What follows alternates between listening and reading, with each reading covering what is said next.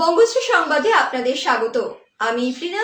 চলুন দেখে নেওয়া যাক আজকের বিশেষ বিশেষ সংবাদগুলি। Techno International Bhatanagar, a member of Techno India Group, offers BTech and Diploma Engineering courses in its lush green campus. With modern infrastructure and dedicated faculty and staff, build your engineering career with us. For admission, contact the number shown.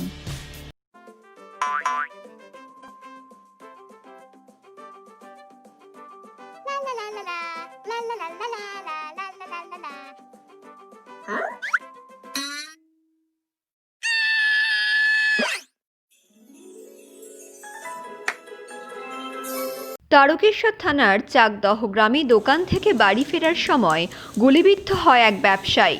আহত ব্যবসায়ীর নাম শেখ লুৎফর রহমান। আহত ব্যবসায়ীকে তারকেশ্বর থানার police উদ্ধার করে তারকেশ্বর গ্রামীণ হাসপাতালে ভর্তি করে।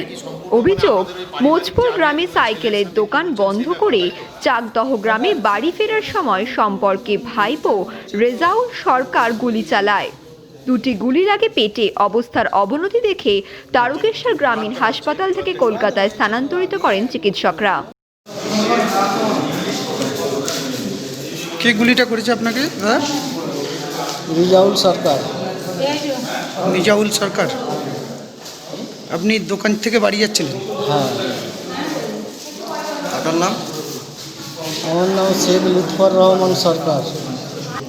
রেজাউল কি আপনার পরিচিত? আমার দাদার ছেলে। কি নিয়ে আপনাদের গন্ডগোলটা? গন্ডগোল সেরকম কিছু হয় না, কেন গুলি করেছে সেই জানে, ওনাকে জিজ্ঞাসা করবে। আর বলছি, এটা কি সম্পূর্ণ মানে আপনাদের ওই পারিবারিক যে আগের ওই ছেলের সাথে কি বলছেন সেই ব্যাপার, তাই তো? গুলিটা করেছে তো ও সেই জানে। কি কারণে গুলি করলো সেটা ওনাকেই যে বলতো, আমি কি করে বলবো কি কারণে মেরেছে ওকে, কি মারার উদ্দেশ্য ছিল সেটা ওই জানে। এবার গুলিটা কেন করেছে সেটা ওই জানে। রাজ্য রাজনীতিতে এখন ভোটের হাওয়া। সরকারের একাধিক প্রকল্প নিয়ে প্রশ্ন তুলেছে বাম ও কংগ্রেস। আজ সিপিআইএম এর সুজন চক্রবর্তী ও কংগ্রেস নেতা আব্দুল মান্নান এক সাংবাদিক বৈঠক করেন। তারা জানান, বিধানসভার অধিবেশন ছাড়াই একাধিক পদক্ষেপ নিয়ে চলেছেন মুখ্যমন্ত্রী। আমরা অনাস্থা আনার জন্য চিঠি দিয়েছি। পাঞ্জাব বিল পেশ করেছে, কেরালা এমএসপি সংক্রান্ত ডিসিশন দিয়েছে, কেন আমরা পারবো না? আমাদের রাজ্যের কৃষককে তাকে ক্ষতির মধ্যে ফেলা হচ্ছে। আমাদের দেশে ধরুন ধান এমএসপি হচ্ছে 1868 টাকা, কেরালায় আমি ছেড়ে দিচ্ছি 1800 টাকা, 900 টাকা বেশি। পশ্চিমবাংলায় ধান কেনা হচ্ছে এমএসপির কোনো আশপাশে না, ধান কেনা হচ্ছে 1100, 1150, 1200 টাকায়। তাহলে কৃষকের সর্বনাশ করা হচ্ছে। আমরা বলছি বিধানসভা ডাকুন, এমএসপি নির্ধারণ করুন। এমএসপির কমে কিনলে সেটা আইনসম্মত নয়, বেআইনি, দণ্ডনীয় অপরাধ। কেন সে রাজ্য সরকার করবে না? রাজ্য সরকার কি এইটা ভয় পাচ্ছে? হ্যাঁ, আমরা তো তুলবই। 2014 সালে রাজ্য সরকার যে বিল এখানে পাশ করিয়েছে চটজলদি, সিলেক্ট কমিটির নামে 7 দিন সময় দিয়ে, সেটা তো দিল্লি যে আইন করেছে তার সমতুল। 2017 সালে ইলেকট্রনিক ট্রেডিং এর যে বিল এখানে পাশ করিয়েছে, আইন করেছে, দিল্লির এই আইনের সঙ্গে সমতুল। তাহলে দিল্লিতে বিজেপি আজকে যে আইনটা করেছে, প্রায় সেই একই রকম আইন আমাদের রাজ্যে এই সরকার বিরোধীদের কথা না শুনে, আপত্তি অগ্রাহ্য করে জবরদস্তি কৃষক বিরোধী অবস্থান নিয়েছে। সেই কারণে কি ভয় পাচ্ছে? তাহলে আমাদের নির্দিষ্ট কথা হচ্ছে, আমরা 3টে লিখেছি। 4 নম্বর 2014 সালের আইন আমরা আগেই চিঠি লিখে জানিয়েছি। এবার আমরা লিখে জানালাম না এই কারণে যে তাতে উনি যদি বেশি কুপিত হন, ডাকুন, সেখানে আলোচনা করব। যে আমাদের জন্য অত্যন্ত জরুরি, আপনারা সবাই টের পাচ্ছেন, মানুষকে তো প্রতারণা করা হচ্ছে। স্বাস্থ্য সাথীর ঘোষণা করেছেন মুখ্যমন্ত্রী, প্রভিশন কোথায়? 2020-21 বাজেট 21 সালের মার্চ মাস পর্যন্ত চলবে। বাজেটে প্রস্তাব করেছিলেন না, প্রভিশন রেখেছেন না। নতুন করে বাজেট 2021 সালে যেটা করবেন সেটা ইন্টারিম বাজেট, ফুল বাজেট তো নয়। তাহলে বাজেটে কোনো প্রভিশন নেই। আমি স্বাস্থ্য সাথী বলে হয় দুয়ারে নামে পাড়ায় সরকার বলে একটা অস্ত্র রক্ষা করছি, পঞ্চায়েত অকেজো করে, মিউনিসিপ্যালিটি অকেজো করে, দখলদারি করে, দুয়ারে সরকার বলে সরকারের পয়সা খরচ করে আমি অর্থদণ্ড করছি। স্বাস্থ্যসাথী অথবা বাকি যা প্রকল্প বলছে, কি একটা বললেন আমি এই টিচার এই করবো, ওই কনস্টেবল ওই করবো, সেই কনস্টেবল সেই করবো, ইত্যাদি ইত্যাদি। ডিসেম্বরের শেষ দিকে এসে বলছেন, জানুয়ারি ফেব্রুয়ারি 2 মাস সময়, মার্চ মাসে ইলেকশন নোটিফিকেশন, এপ্রিল মাসে সম্ভবত ভোট, সবাই জানেন। তাহলে করবার যখন সুযোগ নেই তখন তিনি করবার কথা বলছেন। এক, করবার মতো সুযোগ যখন নেই জেনে বুঝে করছেন। 2, এমন ভাবে করছেন যাতে ওটা আইনি জটিলতার মধ্যে পড়ে। 3, এগুলো করবেন বলে তার কমিশন তো রাখেননি। তাহলে কি সরকার আসলে বিধানসভাকে ফেস করতে ভয় পাচ্ছে সংখ্যা নেই বলে? একথা আমরা বলিনি, একথা শাসক দলের এমএলএদের মধ্যে দিয়ে কথাটা আসছে। তারাও বলছেন, তারাও বুঝতে পারছেন, তারা বলছেন ডাকা হোক। তারা আমাদের কাছেও বলছেন যে কি হচ্ছে, আপনাদের বিধানসভা ডাকা হচ্ছে না। আমাদের অনেক এলাকার কিছু এসেন্সিয়াল কথা থেকে যেগুলো মেনশন করতে হয় আমরা তাও করতে পারছি না। তারা বুঝতে পারছেন যে তাহলে কি মুখ্যমন্ত্রী আসলে একটা সংখ্যায় আছেন, যে সত্যি সত্যি তার কাছে সংখ্যা নেই। যদি তার কাছে সংখ্যা না থাকে তাহলে তিনি বাজারে ঘোষণা করছেন কেন? এগেইন প্রতারণা, চাকরির নামে, কাজের নামে, স্বাস্থ্যসাথীর নামে, দুয়ারের নামে, পাড়ায় সরকারের নামে, সমাধানের নামে এই প্রতারণা করাটা আমরা মানতে পারি না। আমি সেই কারণে আমরা বলবো, চিঠি আবার আমরা দিলাম, ডিসেম্বর মাসের মধ্যে কি করছেন আমরা বলেছিলাম যে আমরা জানতে চাই। যদি না হয় তাহলে নবান্নে যাওয়া ছাড়া আমাদের কোনো উপায় থাকবে না। কোন্নগরের কানাইপুর শাস্ত্রীনগর এলাকায় সিবিআই হানা। শাস্ত্রীনগর এলাকায় অমিত সিং ও নীরজ সিং, 2 ভাই একই বাড়িতে থাকে। এদিন সকালে হঠাৎই বাড়িতে সিবিআই হানা দেয়। সূত্রের খবর, কয়লা পাচার কাণ্ডে এই সিবিআই রেড। বাড়ির ভিতরে তল্লাশি ও জিজ্ঞাসাবাদ চালায় সিবিআই দল। মূলত যেটা জানা যাচ্ছে, এরা লালার সাথে কয়লা পাচার কাণ্ডে জড়িত বলে সূত্রের খবর। মূলত অমিত সিং ও নীরজ সিং এর পরিবার কলকাতার বড়বাজারে শাড়ির ব্যবসা আছে। এর আগেও ইডি এই বাড়িতে হানা দিয়েছিল। আজ আবারও সিবিআই হানা।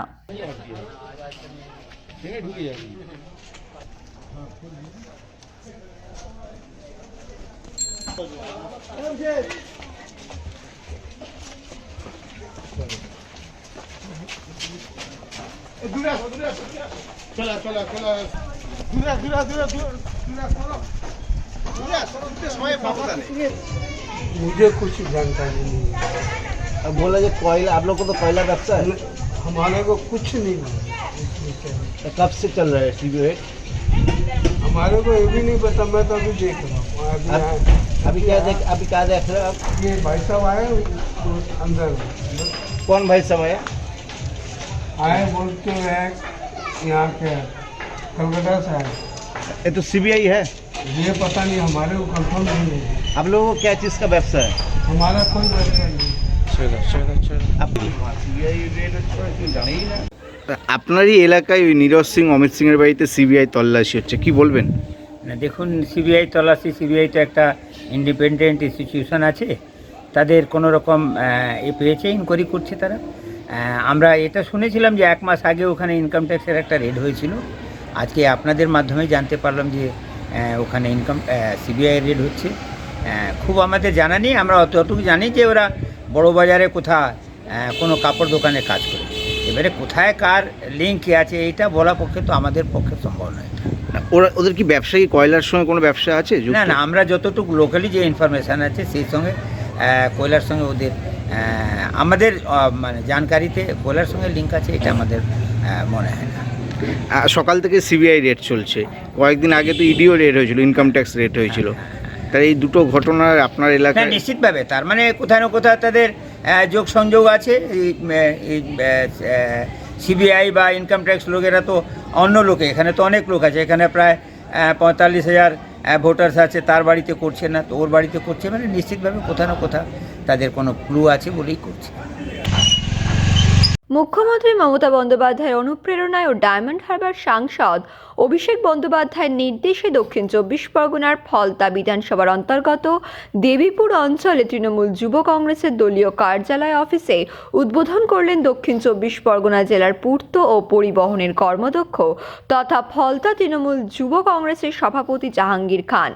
এই দলীয় অফিস উদ্বোধন করার পর তিনি সমস্ত কর্মীদের নির্দেশ দিলেন এই দলীয় অফিস থেকে ফলতা বিধানসভার সমস্ত সাধারণ মানুষের কাজ করতে হবে এবং মানুষের সমস্যার সমাধান এই অফিস থেকে করার নির্দেশ দিলেন জাহাঙ্গীর বাবু। তিনি আরও বলেন 2021-এর বিধানসভা ভোট তার আগে মানুষের পাশে থেকে মানুষের সাথে থেকে সমস্ত মানুষের সমস্যার সমাধান করাটাই মূল উদ্দেশ্য।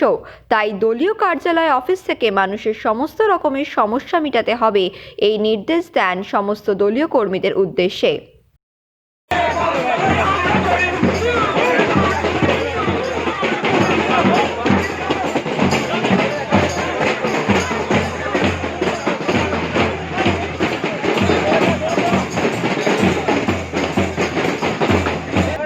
দেখুন, আজকের যে বাংলার মুখ্যমন্ত্রী মমতা ব্যানার্জি মহোদয়া এবং তৃণমূল কংগ্রেসের সর্বভারতীয় সভানেত্রী মমতা ব্যানার্জি মহোদয়া প্রতি মানুষের কতটা ভালোবাসা তার প্রমাণ হলো আজকের এই দেবীপুর অঞ্চলে এই যে পার্টি অফিস উদ্বোধন।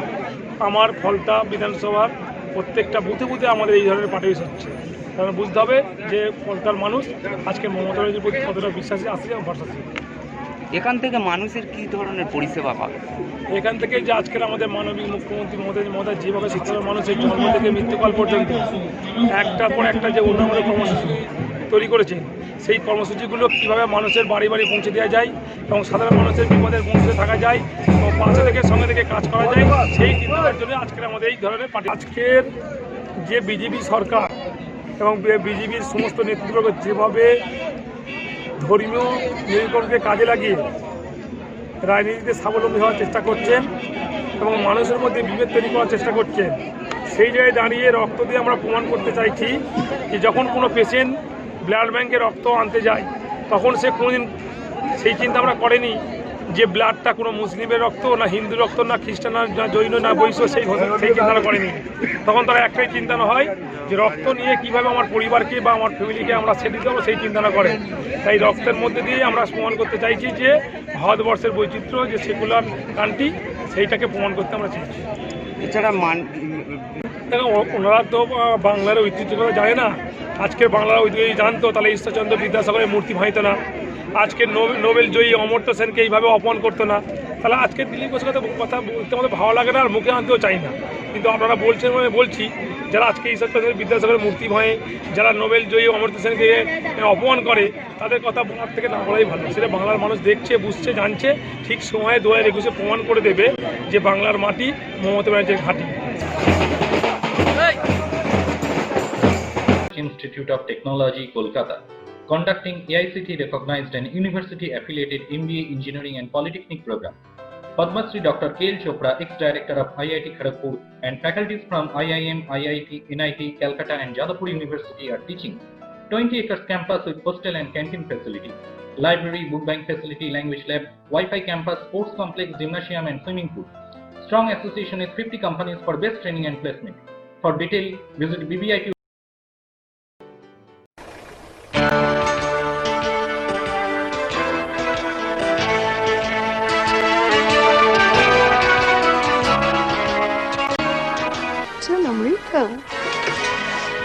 আপনার room ready madam. Thank you.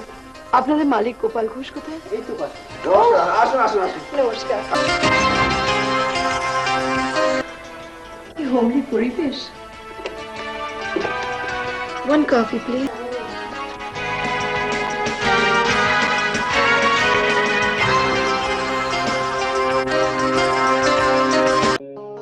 বজবজের প্রাচীন ও ঐতিহ্যশালী বস্ত্র প্রতিষ্ঠান শ্রী মহাবীর বস্ত্রালয় আধুনিক ডিজাইনের পোশাকের পাশাপাশি bedsheet, bed cover, pillow cover, মশারি ছাড়াও মহিলাদের churidar, jeans, frock, top, lehenga, Madhubala, long kurti ও বিয়ের শাড়ির বিপুল সম্ভার নিয়ে সেজে উঠেছে বজবজ ফাঁড়ির ঠিক উল্টো দিকে শ্রী মহাবীর বস্ত্রালয়। আধুনিক জগতে বিজ্ঞাপনের একমাত্র হাতিয়ার ফ্লেক্স। দক্ষিণ শহরতলিতে এই প্রথম অত্যাধুনিক ফ্লেক্স প্রিন্টিং করা হচ্ছে মহেশতলা পুরাতন ডাকঘরের মা তারা এন্টারপ্রাইজে। এখানে flex, front light, backlight, star flex, vinyl front light, ভিসাইড ব্যাকলাইট ছাড়াও ডিজিপির যে কোনো কাজ করা হয়। প্রিন্টিং জগতের বিশ্বস্ত প্রতিষ্ঠান মা তারা এন্টারপ্রাইজ, পুরাতন ডাকঘরে ভারত পেট্রোল পাম্পের বিপরীতে মা তারা এন্টারপ্রাইজ।